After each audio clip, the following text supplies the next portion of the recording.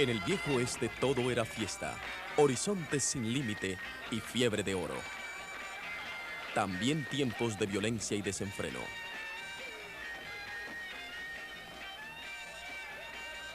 Dos hermanos definen sus territorios en lados opuestos de la ley. Tenemos mucho que hacer. Un hombre ha muerto, cobardemente asesinado. Y nuestra obligación es descubrir al criminal.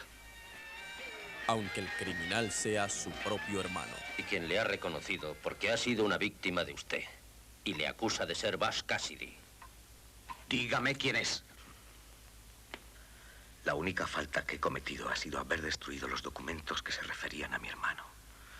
Este maldito parecido que tenemos me habría traicionado. ¿Quién iba a creerme? Y estaba en juego mi vida. ¿Podrá la sangre más que el dinero?